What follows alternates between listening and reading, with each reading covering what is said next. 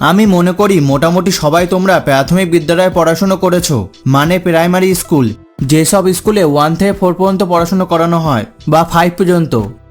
আর আমি সরকারি স্কুলে পড়তাম, অনেকে স্কুলটাকে খিচুড়ি স্কুলও বলতো। আজকে আমি তোমাদের আমার ছোটবেলায় স্কুলের স্মৃতি বা মেমোরিজ বলবো। আমি ছোটবেলায় কি কি করতাম বা কি করেছিলাম, আমার যা কিছু মনে আছে তাই আমি তোমাদের আজকে বলবো। হ্যাঁ বন্ধুরা, আমার নাম হলো সৌরভ আর তোমরা দেখছো দ্য বং অ্যানিমেটর। চলো ভিডিওটাকে শুরু করা যাক। আমার স্কুল সকাল 10টার সময় শুরু হতো আর আমাকে রোজ স্কুলে মাই নিয়ে যেত। স্কুলের প্রার্থনা শুরু থেকে শেষ পর্যন্ত মা আমার সাথেই থাকতো স্কুলে। তোমরা সবাই জানো যে প্রার্থনার সময় কতক্ষণ দাঁড়িয়ে থাকতে হতো। এমনিতে আমি প্রতিদিনই প্রার্থনা ভালো করেই করতাম। কখনো কখনো আমি এমনও করতাম যে দাঁড়িয়ে থাকতাম আর ঠোঁট নাড়াতাম, যাতে মাস্টারমশাইরা বুঝতে না পারে যে আমি প্রার্থনা করছি না।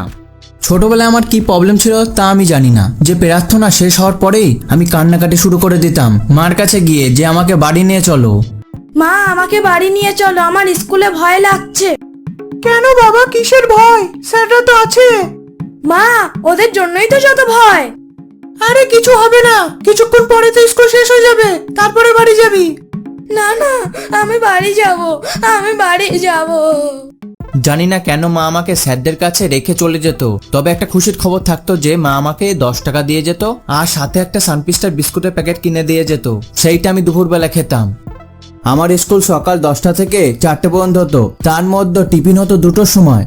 স্কুলে টিফিনের সময় যে খাবার দিত আমি সেই খাবার কোনোদিনই খেতাম না। তবে যেদিন স্কুলে ডিম আর মাংস দিত সেদিন আমি খেতাম। আর মা টিফিনের জন্য যে 10 টাকাটা আমার দিত সেইটা দিয়ে আমি কি করতাম, আমাদের স্কুলের পাশে কিছু দূর গিয়েই বাড়ির মধ্যে একটা দোকান পড়তো। সেই দোকানে 1 টাকা দামের সিঙ্গারা, 1 টাকার 6টা ফুচকা। তবে ফুচকার আকৃতি খুব ভালো হতো না, তবে ফুচকার সাথে কোনো আলু মাখা বা টক জল দিত না। এইসব আমি ছোটবেলায় খেতাম। আমাদের স্কুলে একটা রেস্ট্রিকশন ছিল যে কোনো বাচ্চা ছাদে উপরে উঠতে পারবে না, কারণ ছাদে কোনো ঘেরা দেওয়া ছিল না। এই নিয়ে আমার সাথে একদিন ঘটনা হয়েছিল যে আমার বন্ধু আর আমি ফুটবল খেলছিলাম। বন্ধু ভুল করে ফুটবলটাকে পাঠিয়ে দিয়েছিল ছাদের উপরে। সেই ছেলেটা জানতো না যে ছাদের উপরে ওঠা আমাদের বারণ ছিল। আমি তাকে বললাম যা ছাদ থেকে বলটা নিয়ে আয়। সে বলল কিছু হবে না তো ছাদে গেলে। আমি বললাম কিছু হবে না, যা না, কিছুই হবে না, যা বলটা নিয়ে আয়।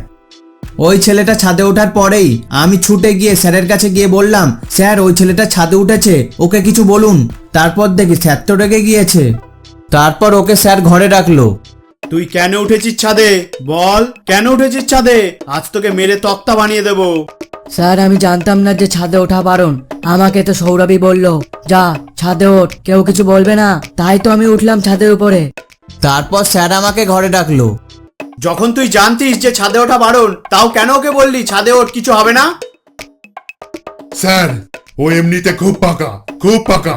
ওকে মারুন, মারুন, নাহলে শুধরাবে না। সেদিনকে স্যার আমাকে যা মেরেছিল না তা আমার আজও মনে আছে। আমার স্কুলে আরো একটা অদ্ভুত বন্ধু ছিল আমার, যে আমাকে শিখিয়েছিল কচু গাছ কেটে ফড়িংকে খাওয়ালে নাকি ফড়িংয়ের নেশা হয়। আমার তো বিশ্বাসই হতো না। ওই জিনিসটা ও আমাকে দিয়েও করাতো আর ও নিজেও করতো। তবে আমি জানতাম না যে ফড়িংয়ের নেশা হতো কি না, তবে ফড়িংটা নিশ্চয়ই মারা যেত। সেই সময় আমার কত অদ্ভুত বন্ধু ছিল। আমার এই অদ্ভুত বন্ধু থেকে আর একটা অদ্ভুত বন্ধুর কথা মনে পড়লো, যে আমাদের স্কুলে স্যাররা একটা নিয়ম করেছিল যে বাথরুম আর পায়খানায় জল দিতে হবে সবার। এই নিয়ম করার পিছনে একটা কারণ ছিল, যে অনেক ছেলেরা বাথরুম আর পায়খানা করে জল দিত না বাথরুমে। তাই এই নিয়ম কি প্রত্যেক দিন প্রত্যেক দুজনকে জল দিতে হবে। এবার আমার পালা এলো। আমার সাথে সেই অদ্ভুত বন্ধু, তার নাম হলো কালা। আমি তার আসল নাম বললাম না। কালা কেন, সে কালো ছিল বলে। তবে কালা পড়াশোনা বাদ দিয়েই পায়খানায় জল দেওয়ার জন্য এক পায়ে খাড়া ছিল। এইদিকে আমার কোনো ইচ্ছাই ছিল না যে পায়খানায় জল দেওয়ার জন্য। বাথরুমে গিয়ে ওকে বললাম যা তুই জল দে, আমি বসে রয়েছি।